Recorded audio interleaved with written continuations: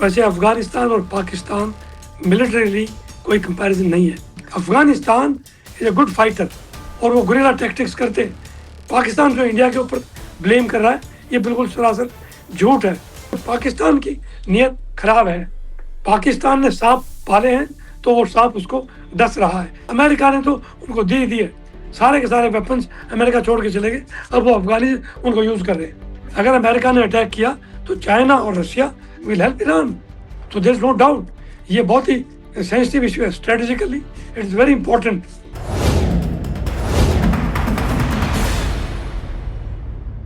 पाकिस्तान और अफगानिस्तान के बीच भीषण जंग की शुरुआत हो चुकी है। तालिबान पाकिस्तान पर कहर बरपाना शुरू कर चुका है। जिस पाकिस्तान को अपनी सेना, अपनी सैन्य शक्ति पर बड़ा गुमान था, उस पाकिस्तानी सेना के छक्के छुड़ाने तालिबानियों ने शुरू कर दिए हैं। तालिबान और पाकिस्तान के बीच देर रात जो है कॉम्बैट वॉर की शुरुआत हुई थी, जिसके बाद तालिबान लड़ाकों ने पाकिस्तान के F-16 फाइटर जेट को भी ध्वस्त कर दिया। इसके बाद एक बड़ी घटना घटती है जब तालिबान लड़ाके राजधानी इस्लामाबाद में ड्रोन अटैक करते हैं। पाकिस्तान के जो है एक सैन्य बेस है इस्लामाबाद में, वहां पर जो है ड्रोन से अटैक किया जाता है, वहां पर बॉम्बार्डिंग की जाती है।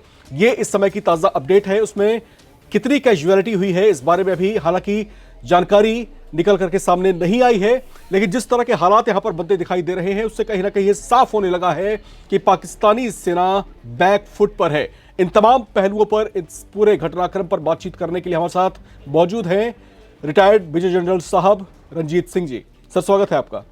थैंक यू, जय हिंद। राम जी, बहुत बहुत धन्यवाद, आपने चैनल पर मुझे बुलाया और एक बहुत इंपॉर्टेंट टॉपिक है।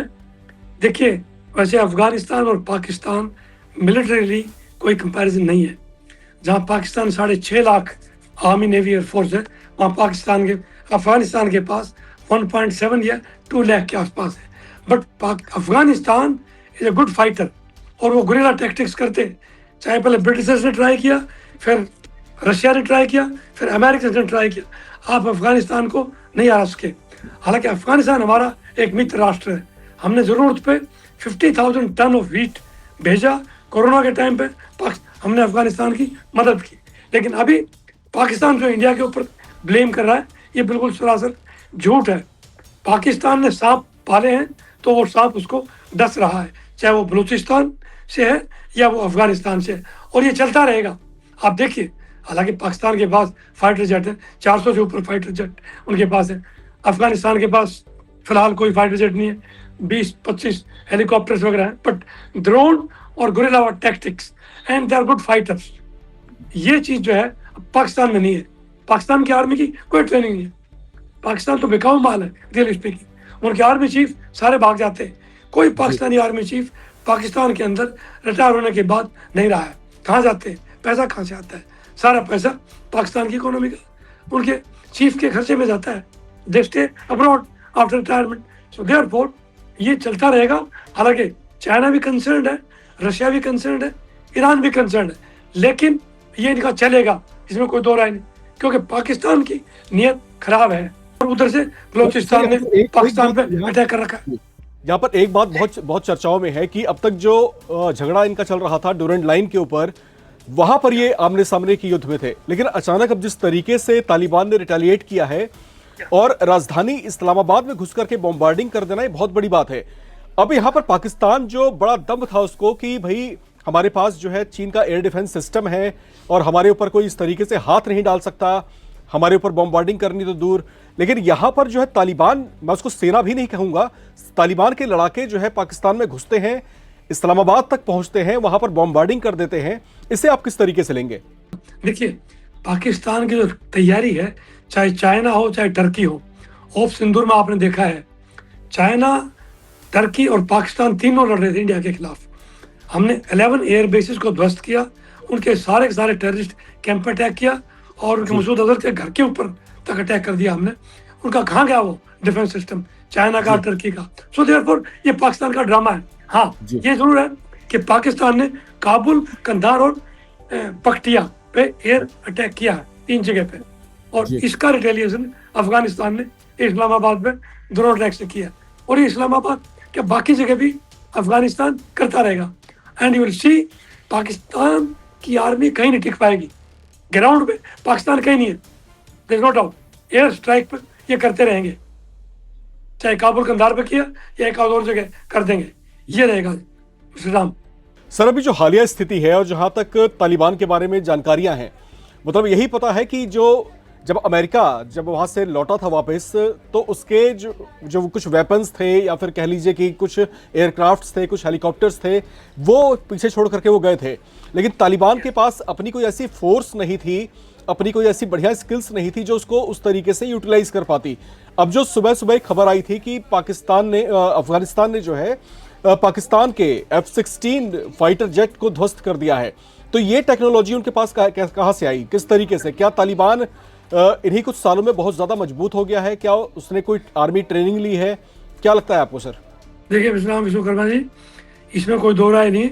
अमेरिकन चाहते इसमें पूरे इक्विपमेंट वहीं छोड़ गए, उसमें चाहे हेलीकॉप्टर भी थे, चाहे गन्स भी थी, चाहे मिसाइल्स भी थे, और वो तालिबानी ने उनकी ट्रेनिंग ली है।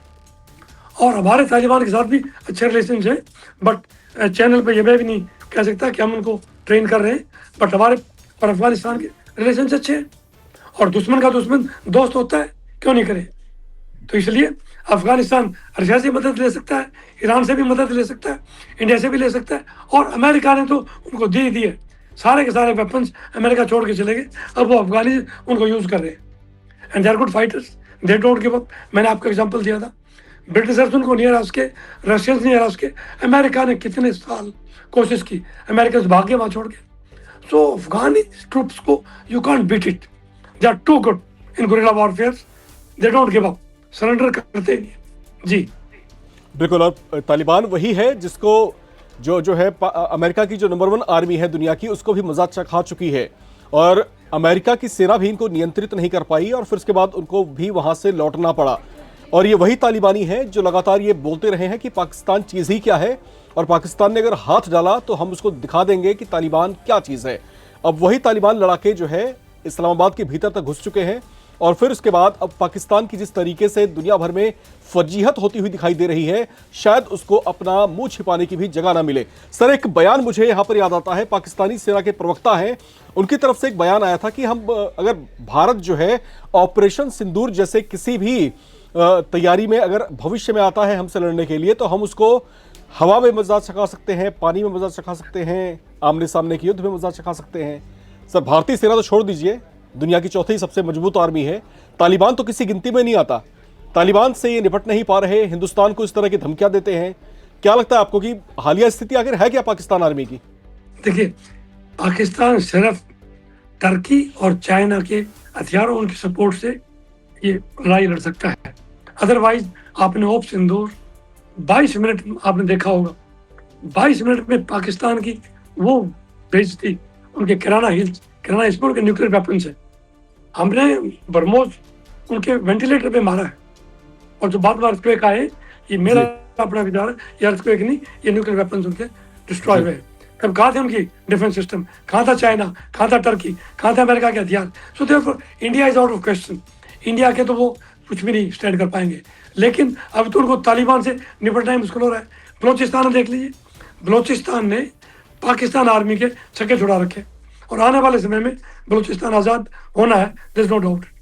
वो तो चाइना ग्वादर पोर्ट बना रहा है, इस करके चाइना का अपना इंटरेस्ट है, और हमारा अपना इंटरेस्ट है पाकिस्तान नहीं, अफगानिस्तान और ईरान से हमारा जो एक रूट है जो हम निकालना चाहते हैं, वखान बॉर्डर हमारा लगता है अफगानिस्तान से, हम पीओके ले लेंगे, हमारा है ही वैसे तो वहां से हमारा रूट, और central Asian countries Turkmenistan, Kazakhstan, Kyrgyzstan, इस इलाके में वो रूट ओपन हो जाएगा।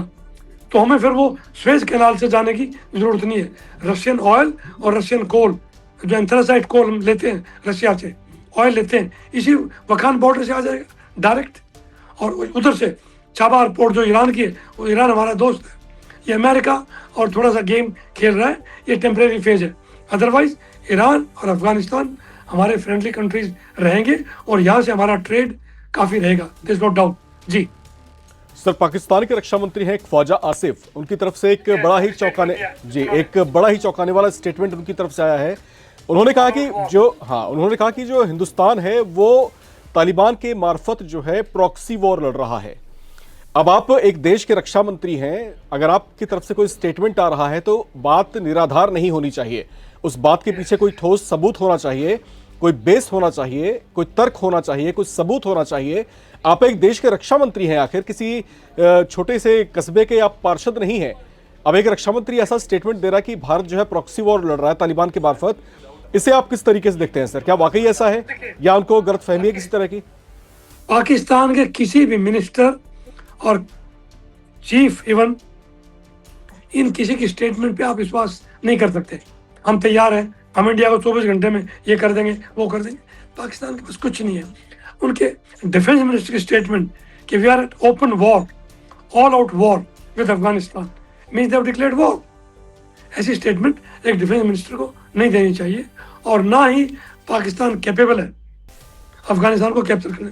इंडिया तो दूर की बात छोड़िए साहब, इंडिया तो हमें तो ठीक है, हमारा ऑब्जेक्टिव कुछ और था, हमने उस टाइम सिविलियन टारगेट बिल्कुल टच नहीं किए। अब की बार ऑपरेशन सिंदूर खत्म नहीं है, अब की बार रिजल्ट कुछ और होगा। पिछली बार तो 11 एयरबेस और टेररिस्ट कैंप डिस्ट्रॉय किए थे मसूद अजहर के घर पे, मसूद अजहर के घर पे ब्रह्मोस गिरी है। What an accuracy. So therefore अगर हमने ट्रेन करना हुआ तो हम तालिबान को ट्रेन करें। तालिबान के मिनिस्टर कुछ टाइम पहले इंडिया में आए थे। तालिबान सरकार को ऑफकोर्स वर्ल्ड में ज़्यादा पॉपुलैरिटी नहीं मिला है, लेकिन ये चेंज हो रहे हैं। और over a period of time आप देखना तालिबान ही अमेरिका को लेसन सिखाएगा। जी बिल्कुल, हम यही बात यहाँ पर कर रहे थे कि अब जो ये द्वंद्व यहाँ पर छिड़ा है अफगानिस्तान और पाकिस्तान के बीच में, सर आपसे मेरा अगला सवाल यही रहेगा कि अब ये जो झगड़ा शुरू हुआ है अफगानिस्तान और पाकिस्तान के बीच और जो युद्ध की शक्ल लेता जा रहा है, मैं इसको प्रॉपर युद्ध नहीं बोलता हूं, लेकिन अब जिस तरीके से ये मसला बेहद गंभीर होता जा रहा है, आपको क्या लगता है इसकी परिणति क्या होगी, अंजाम क्या होगा इसका? इसमें मेरे विचार में राम जी, चाइना की इन्वॉल्वमेंट आ जाएगी, रशिया की आएगी, और अमेरिका का प्रेशर पड़ेगा। और अमेरिका को तो बाहर से जहाँ से भी प्रेशर पड़ेगा अमेरिका विड्रॉ कर लेगा। इसमें ज़्यादा कसूर अमेरिका का है, सॉरी अमेरिका एंड पाकिस्तान का है, क्योंकि अमेरिका वहाँ से भाग के गया है। अमेरिका की बेइज्जती हुई है अफगानिस्तान के अंदर, पूरे वर्ल्ड में हुई है, और सब जगह, इसमें तो दो राय नहीं है। अभी अमेरिका फिर दोबारा बोल रहा है कि एक बडगाम है एयरबेस जो अमेरिका का था, अमेरिकन भाग गए वहाँ। अब ट्रंप बोलता है कि मैं दोबारा वहाँ पर आना चाहता हूँ। जी एक स्कीम ये भी है कि अभी इंडियन आर्मी। जी सर इससे पहले हम थोड़ा सा आगे बढ़े, आपने यहाँ पर बगराम एयरबेस का जिक्र किया, मैं एक सवाल इससे लेना चाहता हूँ। अमेरिका का आप इन्वॉल्वमेंट इसमें बता रहे हैं, तो उसका इंटरेस्ट लेने का मसला यही है कि बगराम एयरबेस जो है, जो कि अफगानिस्तान में है, अमेरिका उसको वापस हथियाना चाहता है। लेकिन यहाँ पर जैसा कि आप कह रहे हैं कि चाइना भी इसमें उतर सकता है, लेकिन चाइना तो सर यही चाहता है ना कि बगराम एयरबेस जो है अमेरिका हथिया ना पाए, वो जो है अफगानिस्तान के पास ही रहे। तो यहाँ पर क्या आपको लगता है कि इस मुद्दे पर जो है अब अमेरिका और चाइना आमने सामने हो सकते हैं? चाइना तो वैसे भी सामने ही है। चाइना जो है जहां जहां अमेरिका जा रहा है, ईरान के अगेंस्ट, चाइना ईरान के फेवर में आ गया, रशिया ईरान के फेवर में आ गया। अगर अमेरिका ने अटैक किया तो चाइना और रशिया विल हेल्प ईरान। तो देयर इज नो डाउट, ये बहुत ही सेंसिटिव इशू है, strategically it is very important. और मेरा अपना मानना है अमेरिका ये लीड नहीं लेगा, यहाँ पर आने का हरकत नहीं करेगा, क्योंकि अमेरिका बगराम में आएगा, उसका इंटरेस्ट क्या है, या तो बांग्लादेश के इलाके में इंडिया और चाइना के ऊपर एक स्ट्रेटेजिकली डोमिनेट करे, या फिर अफगानिस्तान में आकर के और यहाँ से इंडिया और चाइना की हरकतें देखिए फिर उनको डोमिनेट करे। अमेरिका का ये इंटरेस्ट है। जैसे डिएगो गार्सिया इंडियन ओशन में है, वहाँ पर अमेरिका बैठा है, वहाँ से ईरान के ऊपर अटैक करेगा। दूसरा, वो यहाँ आना चाहता है, बांग्लादेश के पास एक सेंट मार्टिन आइलैंड है, उससे खजीना ने मना कर दिया, तो बांग्लादेश की सरकार अमेरिका ने गिरा दी।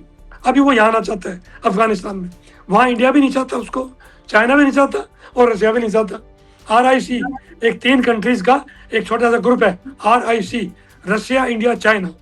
हालांकि इंडिया ओपनली चाइना के साथ नहीं आना चाहता, बट जब अमेरिका गलतियां करता है तो इंडिया जो है वो चाइना, रशिया, आपने देखा होगा जिनपिंग और पुतिन और मोदी जी तीनों इकट्ठे थे SCO मीटिंग के अंदर। सो देयरफॉर अमेरिका ऐसे टाइम पे बगराम में नहीं आएगा, वो बंदर को रोके देता रहेगा कि हम आएंगे वहां पे, ताकि वहां पर चाइना या रशिया आके ना बैठ जाए।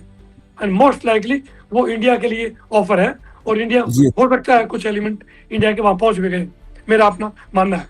जी तो ये जो द्वंद्व छिड़ा है इस समय अफगानिस्तान और पाकिस्तान के बीच में, आप इसको हल्के में मत लीजिए। इसका बड़ा जियोपॉलिटिकल इंपैक्ट पड़ने की उम्मीद है।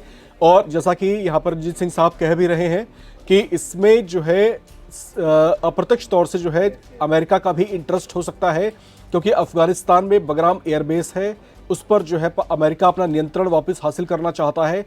दूसरी तरफ चीन है, जिसको पाकिस्तान अपना मित्र तो कहता है, लेकिन बगराम एयरबेस के मुद्दे के ऊपर चीन और पाकिस्तान आमने सामने आ सकते हैं, चीन और अमेरिका भी आमने सामने आ सकते हैं, क्योंकि बगराम एयरबेस को चीन जो है अपने लिए एक बड़ी चुनौती मानता है। अगर वो अमेरिका के पास जाता है तो चीन की जो सुरक्षा है उसको चुनौती खड़ी हो सकती है।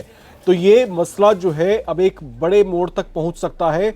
और ये जो युद्ध की शुरुआत हुई है, आप इसको शुरुआत मत कहें, आप इसको जो है किसी बड़े विवाद की शुरुआत भी कह सकते हैं, क्योंकि आगे ये बड़ा जियोपॉलिटिकल इंप्रेशन जो है छोड़ने वाला है। तो इन तमाम पहलुओं पर हमारे साथ बातचीत करने के लिए मेजर जनरल साहब रणजीत सिंह जी हमारे साथ जुड़े हुए थे। सर, आपने अपने एक्सपर्ट कमेंट्स हमें दिए, हमारे दर्शकों को दिए, इसका बहुत बहुत शुक्रिया। Thank you. जय हिंद। और जो दर्शक इस समय हमारे साथ जुड़े हुए हैं, इस पूरे मसले पर आपके अपने क्या विचार हैं, आपके क्या सुझाव हैं, लिख करके कमेंट बॉक्स में जरूर शेयर करें और देखते रहें नवभारत टाइम्स।